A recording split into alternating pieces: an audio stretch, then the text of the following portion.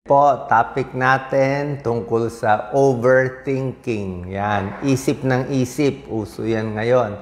So, kakaisip mo, magkakaroon ka na ng nervyos, panic, anxiety, overthinking. Mahirap mapigilan to. Ano yung warning signs natin? 7 warning signs na sobra na ang pag-iisip mo. O, tingnan natin kung sino dyan overthinking. Mag-comment po kayo. Number 1 sign, repetitive thoughts. Paulit-ulit na lang yung iniisip mo.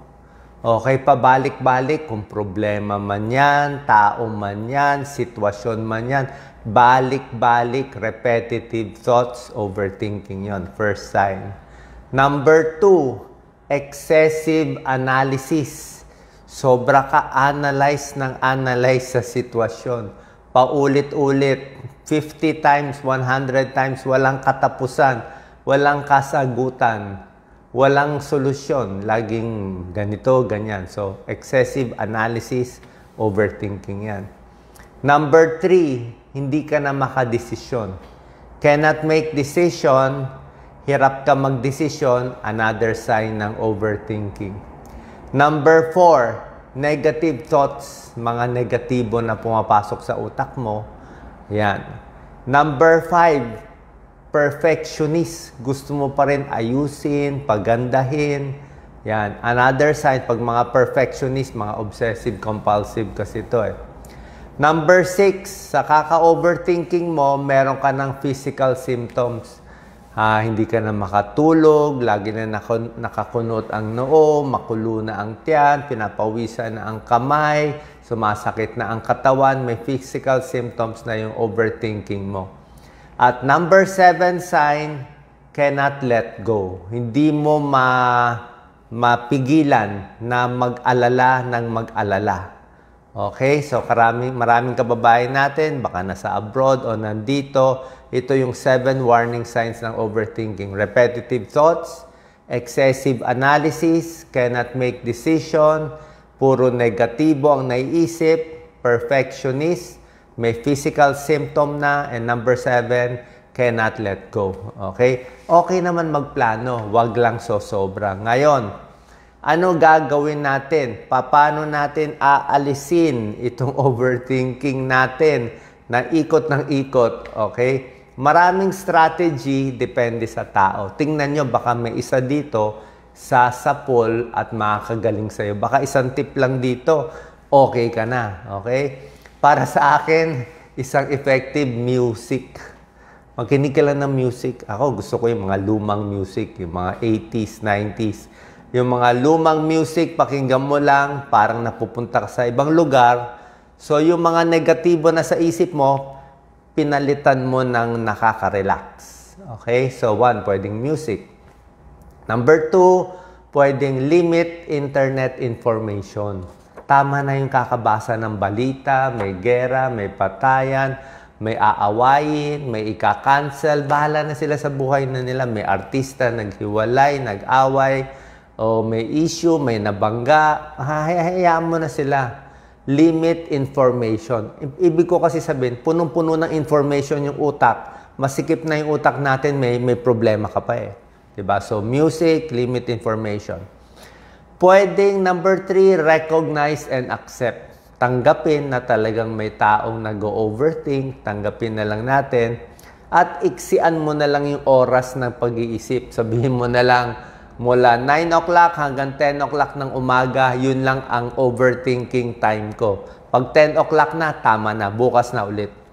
Okay? Find a safe space. Hanip ka isang space na kalmado ka. Anong kwarto ba? May libro ba? Saan ka relax? O manood ka ng mga nakaka-relax na cartoon. Pwede rin yan. Tapos tingnan mo rin syempre, pag overthinking, yung paghinga. Di mo napapansin, hinihingal ka na. Hinahapo ka na. Bakit? Kulang ka sa hingay. So, hinga malalim. Konting bagal. Konting relax. Tapos yung mga gamot nyong maintenance, ituloy nyo lang. Baka nakalimutan nyo yung gamot nyo, kaya masama pakiramdam. Another thing, pag nag-overthink, minsan parang may tinatawag na unreality. Ito, sign to ng panic and depression. Unreality, tingnan nyo baka sa mga overseas worker meron to. Unreality, feeling mo parang wala ka sa mundo. Parang wala ka dito. Parang disoriented ka. Nananaginip ba ako? Nandito ako. So pag ganyan, grounding technique. Yan ang ginagawa. Yan ang ginawa ng mga artista sa US. Grounding technique. So isipin mo, nakaupo ka, nakahawak ka, itong silya ko medyo rough. Rough ang silya. Yung ano ka, i-ground mo sarili mo. Nandito ako, nakatingin ako. Ilagay mo, nandito ako sa present time. Touch things, hear things, see things. Tumingin ka sa isang building, ground. Nandito ako, ngayon, balik sa Pilitin magsaya. Okay, paano to? Meron pa isang technique, shake technique. Konting alog. Alog-alog. Minsan kulang ka lang sa galaw Kulang ka lang sa stretch di ba? Kulang lang sa circulation. Kaya kung ano naiisip mo Pwede yan. Shaking technique. Merong ganyan, di ba? Nag-aalog-alog. Parang warm up siya. Pwede rin yan. Isa pa, pag malungkot ka, overthinking, pilitin sumaya. Yung i-tap mo sarili mo. Merong mga tap technique Tinatap May tap therapy Parang walang magmamasahe sa'yo. So, sarili na lang. So, gising-gisingin mo yung sarili mo. Diba? Parang, okay, maging masaya sa araw na to. Yan, ipilit. I-challenge mo yung negative thought. Pag may nagsasabi, nako, delikado na yan. Malala na sakit ko, malala na sitwasyon, kawawa na yung anak ko, napunta na sa masamang barkada. Challenge negative thought, gawing positive. Okay? Another technique, kasama rin to sa galaw-galaw stretch, yung muscle relaxation. Pwede rin naman pahinga sa favorite chair. Relax lang, muscle relaxation. Diba? Another thing, technique naman to, pwede to sa overthinking, talk to someone. Makipag-meeting ka, makipag-usap ka sa isang tao. Tumawag ka sa nanay mo, tumawag ka sa anak mo, sa kaibigan mo, para lang ma-distract ka. Pwede yun distraction.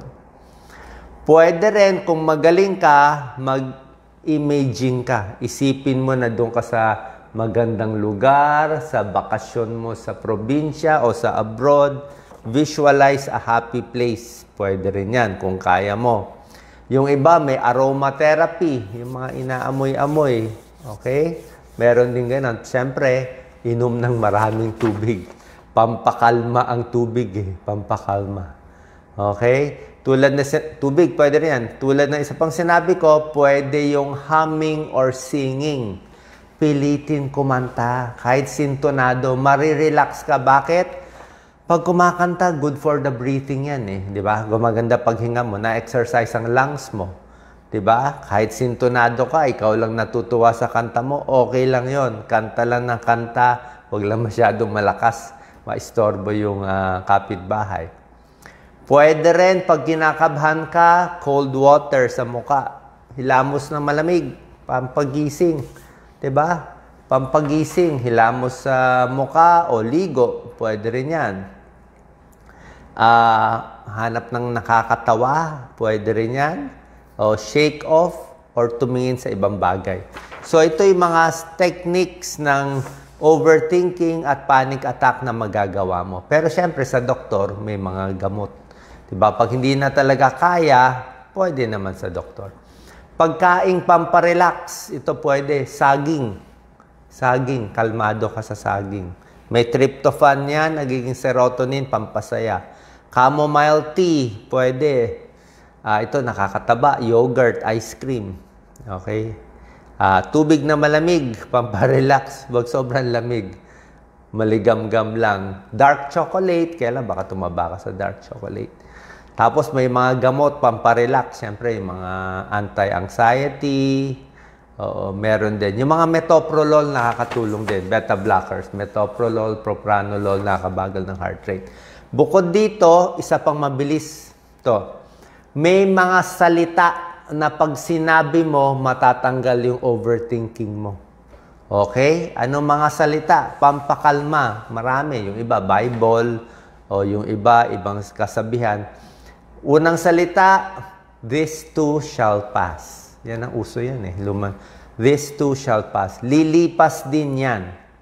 Lahat ng problema, may na-aksidente, nagkasakit, may namatay, may nangyari.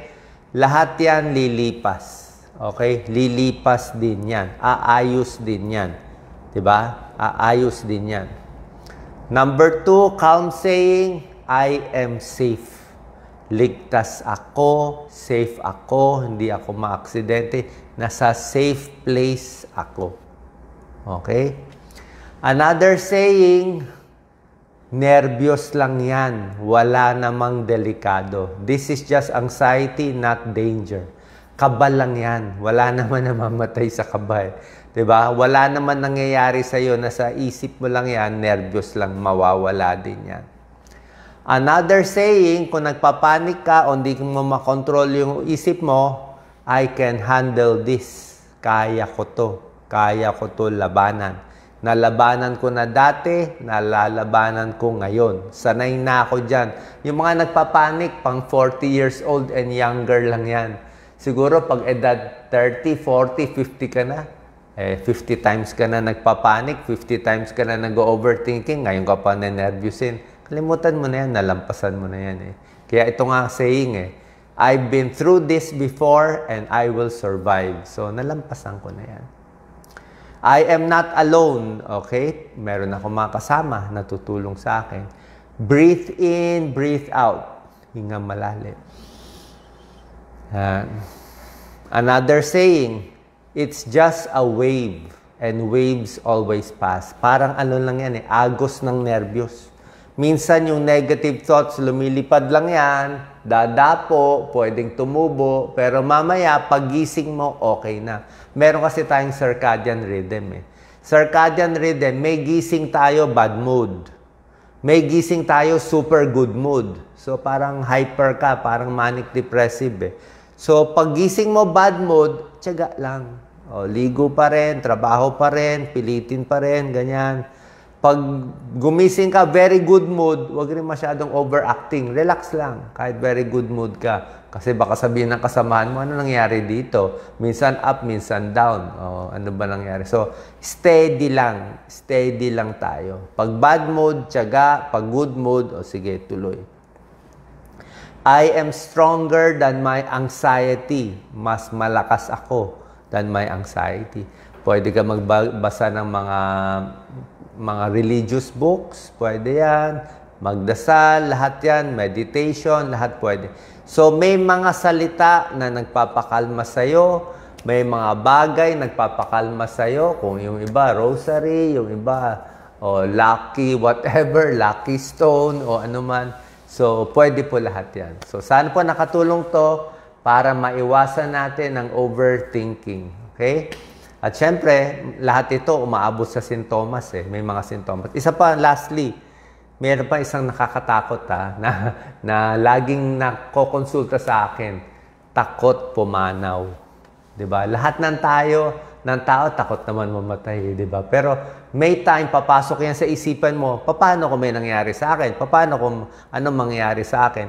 Magkakaroon ka ng panic. Eh. So, lahat naman dumadaan dyan. Ako, hindi ko na iniisip. Parang trabaho lang tayo. Wag lang tayo manloko ng tayo. Wag lang tayo manloko ng tao. Hopefully, in the end, di ba, kung maayos natin buhay natin, baka may kabilang buhay, who knows.